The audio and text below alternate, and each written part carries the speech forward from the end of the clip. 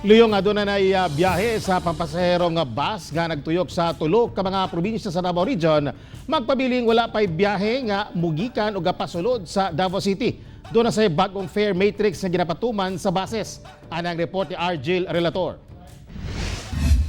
Ubos sa omnibus guidelines sa IATF, nakalatid nga pwede na ang interzonal movement sa mga tao sa mga lugar nga ubos na sa GCQ sa bisan unsang tumong, basta dili lang nga maglaag-laag. Sa ECQ, bawal ang mosulod o magawas sa isa ka lugar kung naka-ECQ siya. Sa GCQ, allowed na siya mosulod o gawas sa isa ka lugar except lang kung for leisure, for amusement or entertainment. Meaning karang musuroy lang ta, dili na siya pwede.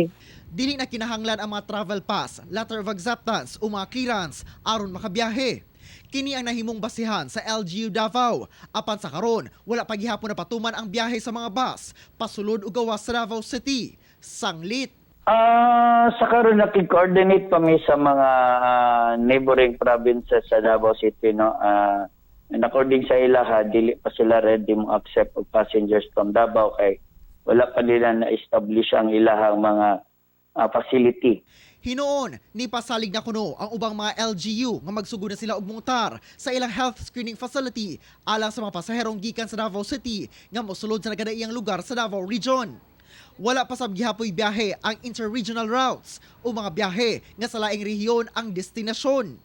Samtang sa gipagula nga memorandum circular sa LTFRB, dunay provisional fare rate alang sa mga public utility buses sa mga lugar nga nahilakip na sa GCQ.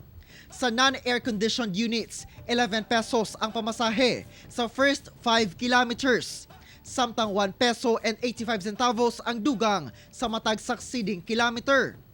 Samtang sa air-conditioned units, ana sa 13 pesos ang pamasahe sa first 5 kilometers nga biyahe. Ug 2 pesos and 20 centavos ang dugang sa matag succeeding kilometer. Ako si Argil Relator para sa Mindanao.